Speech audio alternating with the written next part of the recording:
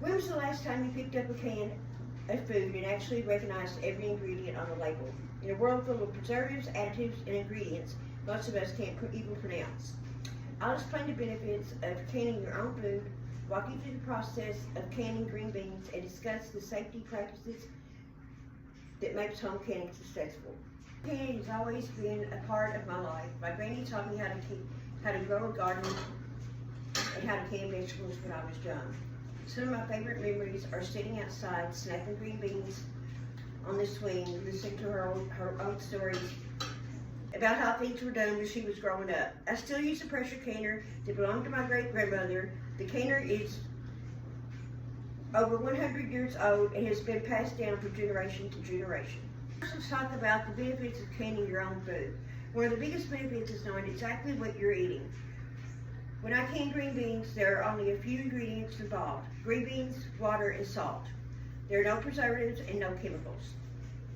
Another benefit is saving money. If you grow a garden, canning helps keep extra vegetables from going to waste and allows you to enjoy them year-round. The taste is much fresher and cleaner. Home canning also helps preserve family traditions. Every time I can green beans, it reminds me of working alongside my granny. Talk about how green beans are canned. The first step is snapping the ends off, breaking them into 1 to 1.5 inch pieces. Then they are thoroughly washed. After they are cleaned, I place them in boiling water until they turn a bright green color. This is called blanching. It usually takes about 5 minutes in boiling water. This helps clean the beans and prepares them for canning. According to the Ball Blue Book Canning Guide to Preserving, blanching vegetables helps kill the germs and prepare them for a quality finished product. Next, I pack the hot green beans into clean jars, leaving about an inch headspace at the top. Then I fill the jars with hot water and add 1 tablespoon of candy salt to each jar. After, I wipe the rims of the jars clean and dry to make sure they seal properly. Next, heat the seals and rings in steaming water on the stove. Then I place the seals and rings on the jars, tighten them finger tight. Once the jars are ready, I place them into my pressure canner. According to the USDA Complete Guide to Home Canning, green beans are considered a low-acid food and must be processed 10 pounds of pressure for 30 minutes. When the processing time is finished, turn the stove off and let the pressure come down naturally before opening the canner. Never open a pressure canner while it still has any pressure on it, because it can cause serious injury. Jars are then removed, left to cool on a towel. My favorite part is hearing the lids pop as they seal.